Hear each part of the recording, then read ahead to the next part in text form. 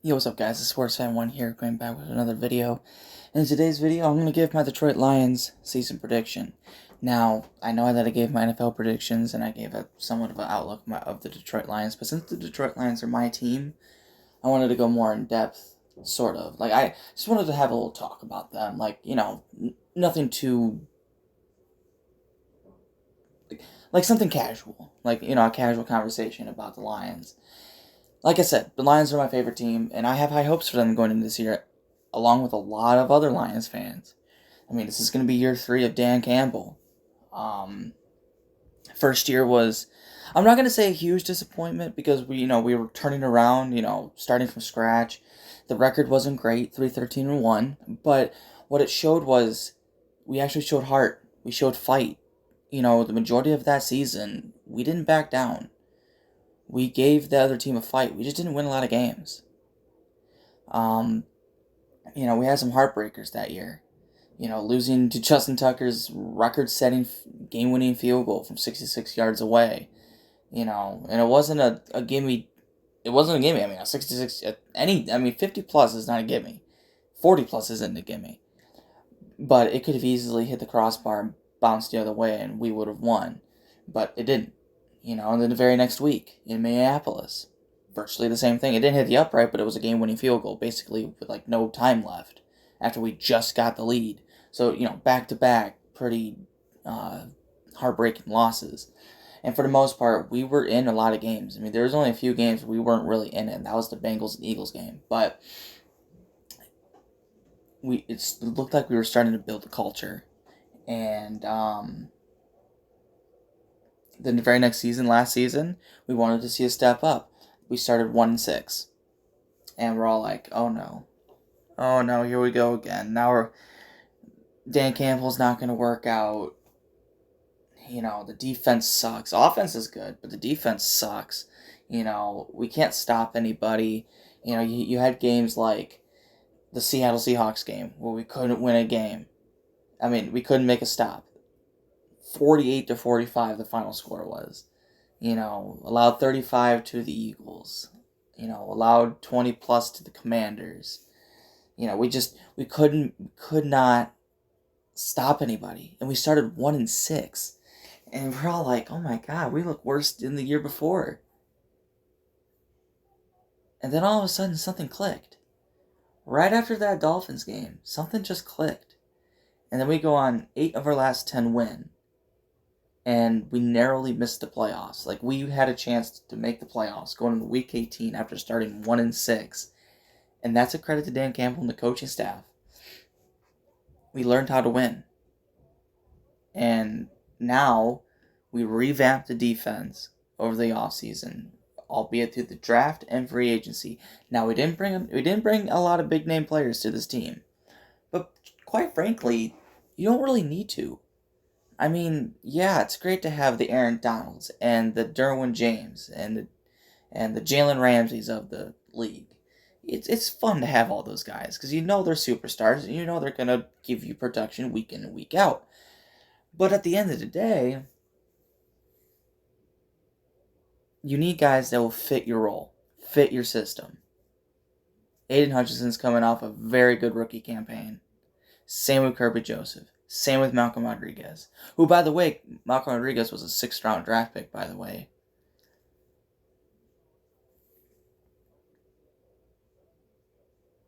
And then we have guys like, this year, we have Jahmyr Gibbs, Jack Campbell, who are all say were reaches because of where they were slotted in the draft. Yet, they're still going to be really good players. Then we got Brian Branch, arguably the best safety in the draft.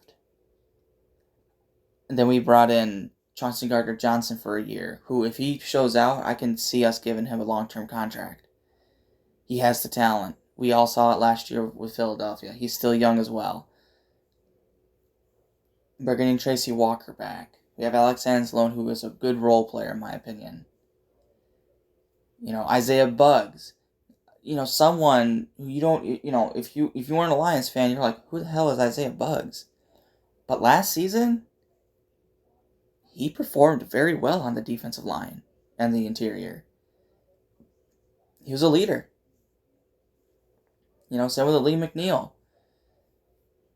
The Okoro brothers. I know there's talks about trading Julian Okoro, but the Okoro brothers are also, a pretty good. We have depth. We actually have depth for once.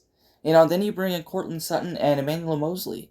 Two guys that aren't, big name players, but players who have had success in this league and could hold down their own as long as they stay healthy. That's the big if. Can we stay healthy? Because that's been a big problem for the Lions for basically the whole history of the franchise, it seems like. So yeah, there is some big, talk about the Lions going into the season, and then they get picked to face the Kansas City Chiefs in Kansas City to open up the season on Thursday Night Football on September 7th. I mean, the NFL could have easily gone with the Bills and Chiefs, or Burrow and Mahomes, or the Eagles, or have Super Bowl rematch. Have any team that made the playoffs last year to face the Chiefs. But instead they went with the Lions, who did not make the playoffs last year, but I think the NFL is starting to buy into the fact that the Lions are a fun team to watch, and they're going to give you a good game no matter who they face. So they're banking on the fact that we're going to have a good game in Kansas City. And see, that's where I feel like Kansas City's game is going to show a lot about this team. In the sense to where we're going to know what we have right away. I know everybody's like, well, it's only week 1. There's 17 more games to go. Yeah, I get that. But the NFL chose us for a reason. They didn't say, okay, we're just going to choose a random team. Okay, the Detroit Lions are going to be the random team to face the Chiefs in the Thursday night game. No, they did not just choose us randomly. They chose us for a reason. And if we go out there and get our ass kicked and they get blown out, all the hype that was going into this offseason, going into this year, is going to be all for naught. It really is. It doesn't matter how the rest of the 17 games go. If we get blown out by the Chiefs, it shows that we're still a long ways away and we're not for real. Now, if we go into Kansas City, and I'm not saying win. I would love to win because I'm a Lions fan. I want to win every single game. But if we go into Kansas City and we give them a dogfight, 5 minutes left in the game, down the stretch, we have a chance to win the ball game, and the Chiefs aren't going to win easily. And we give them a hard-fought game, even if we lose by 7 or less. It will show that we're for real. We went toe-to-toe with the Super Bowl champions, so we're also probably the Super Bowl favorites going into this year. Or one of them. In Arrowhead, which is one of the toughest places to play in football. So, that's why this game is heavily important for the Lions. Not just because it's a primetime game, they're facing the Super Bowl champs. It's because of what's at stake here. And it isn't a win or a loss that's at stake. It's pride. It's respect. It's something that we need to go out there and take. Because like I said, if we go out there and get our ass kicked and we get blown out, everybody's going to be saying, oh, it's the same old Lions. Oh, it's... they're not for real. Yeah, Dan Campbell can make really good speeches, but at the end of the day, they can't win the big games. Well, if we're wanting to build a winning culture and we want to eventually win a Super Bowl, that's the whole point of a rebuild, is to build your team up to go win a Super Bowl. You got to beat teams like this. Because chances are, if the Lions miraculously make the Super Bowl this year, chances are you're going to be facing the Chiefs in the Super Bowl. I mean, yeah, there could be other teams like the Bills or the Broncos. Not the Broncos, Bengals, I mean.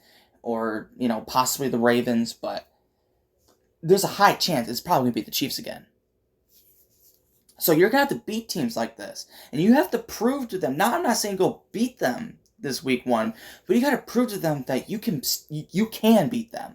And you don't have to beat a team to prove you can beat them. To prove you can beat them is being able to compete with them, go toe-to-toe with them, have a chance down the stretch. Obviously, beating them will also prove that you could beat them, but it's not just that. You got to be able to go toe-to-toe with them. And if you can't go toe-to-toe with them, you aren't really going to be able to beat them. So, I'm excited for week 1, but I'm also really nervous because I feel like all this hype is just going to jinx us. I really do. I hope it doesn't, but I really feel like it's going to. But the players I'm excited to see going into this year, I got my top 5 players I'm excited to see. Now, there's other players that I'm also excited to see as well, like Amon-Ra St. Brown and all that. But the 5 players I am really excited to see how they're going to perform this year is obviously the 3 rookies, Jahmyr Gibbs, Jack Campbell, and Brian Branch. I want to see how Aiden Hutchinson does in his second year. Is he going to go into a sophomore slump, or is he going to take another step forward? Excited to see Malcolm Rodriguez, see if he can also take another step. Those are my 5 guys. Now, there's other guys, like Kirby Joseph. I want to see how he does. I want to see how, when Jameson Williams comes back, how is he going to be? Which, by the way, let me talk about that for a second. I get that the NFL doesn't want players gambling, especially on NFL games. I get that. But the reports are saying, and Jameson Williams alone, his bet wasn't even on an NFL game, but it happened to be in an NFL facility. Now, I understand that, as a professional athlete and professional player, you should know the rules, but it doesn't seem like it was really clear or whatever. Like, but to get 6 games for that just seems a little excessive for me. When you didn't even bet on the NFL, it'd be one thing if you bet on the NFL.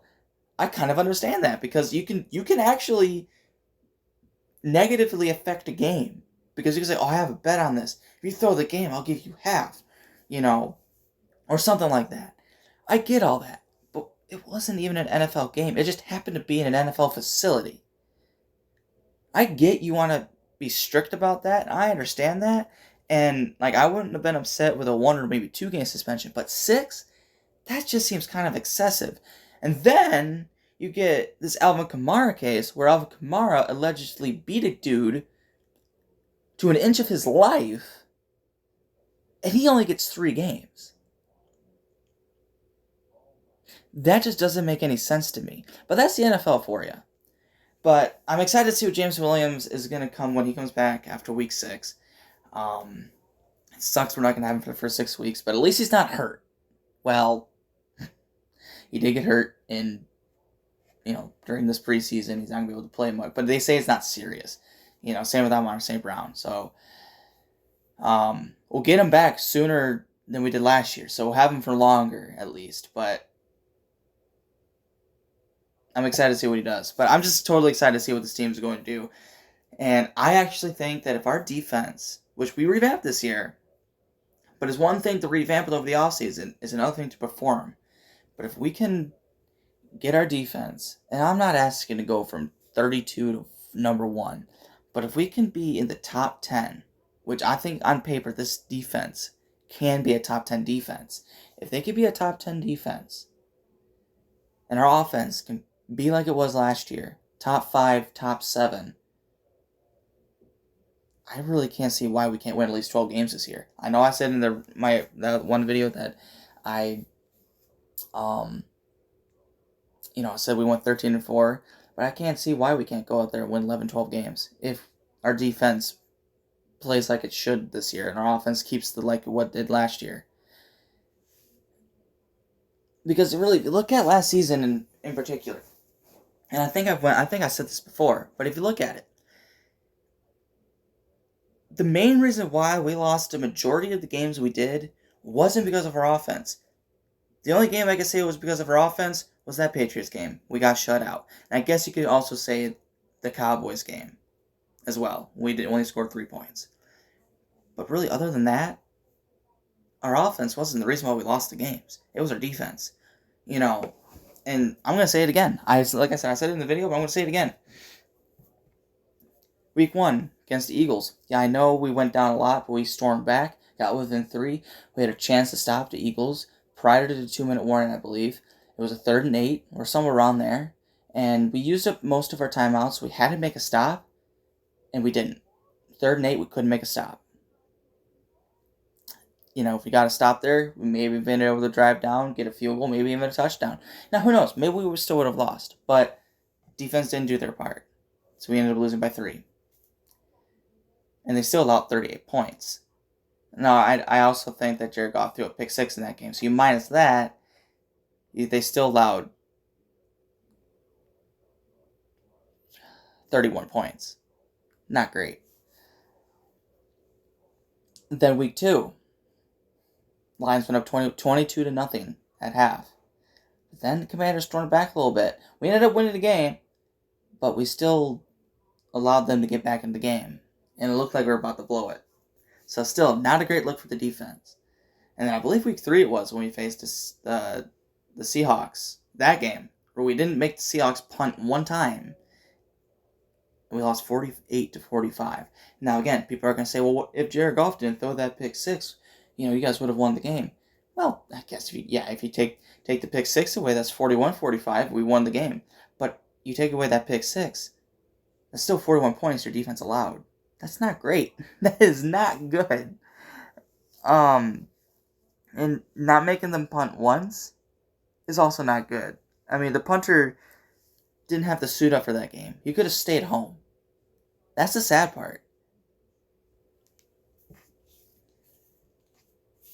Then the first game in Minneapolis against Minnesota, we didn't have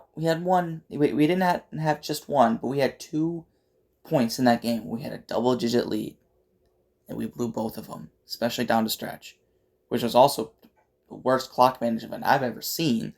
But also, our defense couldn't make stops when we needed to, and we ended up losing that game. We should have won that game because we outplayed the Vikings the whole game, for the exception of the last 6 minutes, and that was the worst clock management I've ever seen. And I can go on. The Dolphins game, for example. We started off strong. Defense crumbled. We ended up losing that game. Game against Carolina, allowing 200-yard rushers. Now, granted, offense didn't play great that game, but you still allowed a 200-yard rushers by 2 different people. So, it's funny because if just one of those games went our way, we would have been in the playoffs. And that's why I feel like if our defense could be even top 20, and our offense, if the offense could stay top 5, around top 7, and our defense is just top 20, which is a big improvement off of last year, we can still win a lot of games.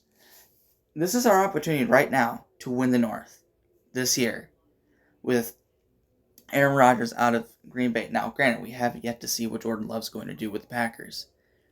But the Packers' offense is still in a rebuilding stage. That team is still going into like a little retooling stage.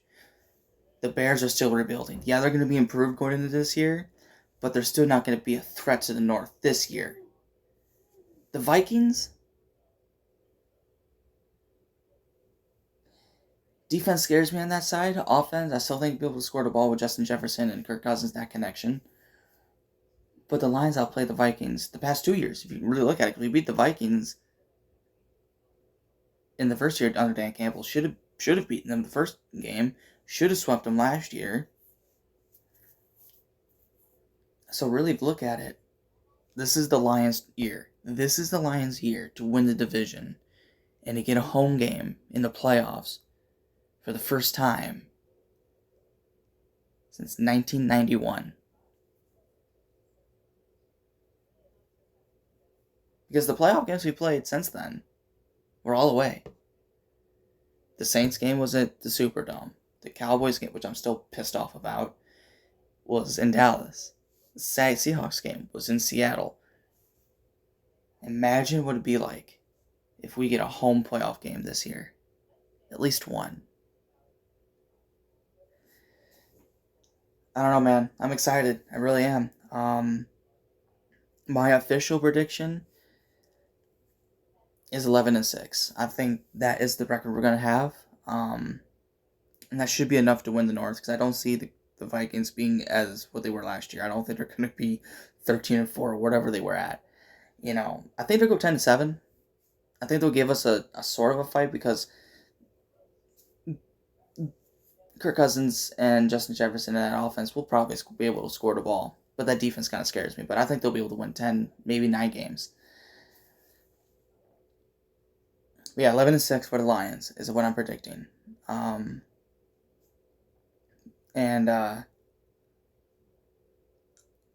Let's see, who would my Lions MVP be going into this year?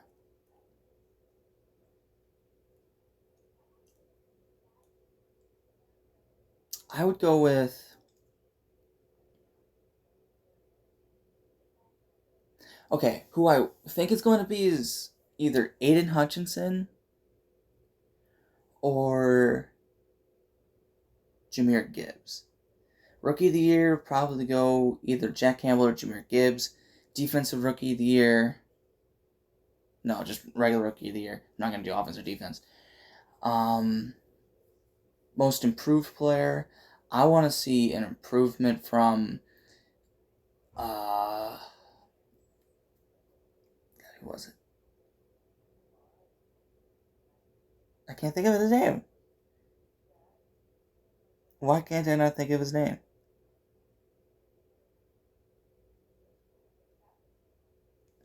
My mind is blanking out right now. But anyway, that's MVP and Aiden Hutchinson, Rookie of the Year, Jahmyr Gibbs, and Most Improved Player. I'm not saying he had a bad season, but I want to see an improvement of Malcolm Rodriguez. I really, really do. I want to see him take that next step. So those are my 3 picks right there. Now, for the MVP, who I want to be is Jared Goff. I want to see Jared Goff take charge. I know he took charge last year. He led a top 5 offense. But I want to see him this year to prove to us that he is the franchise guy. Because there is still some doubts about him. People are still saying he's just a bridge quarterback. But I want to see him go out there this year and just ball out. Just go off. Show us that he is the guy. I want him to be the MVP, but I think it's going to be Aiden Hutchinson again. Because if you go last year, I think he was the MVP last year, along with the Rookie of the Year. But I want to see Jared Goff take control, take heavily control, like take another step up off of last year. Because we drafted Hendon Hooker. What if he's the guy we're trying to groom to be the franchise guy? I know he's a little bit older as a rookie, but quarterbacks last longer. I mean, not saying Tom Brady, not saying quarterbacks are going to average going into their mid-40s, but they do go to 40. So, you can still probably get 9, 10, maybe 11 years out of Hendon Hooker still. So, I want to see what Jared Goff, if he can take another step forward this year. And if he does, watch out. But, I'm looking forward to it. Let me know what you guys think. What do you guys think the Lions record is going to be down below? And if you guys haven't already, check out my Colts franchise. I'll be doing the next episode soon. And don't forget to like, subscribe, and I'll see you on the next one. Peace out.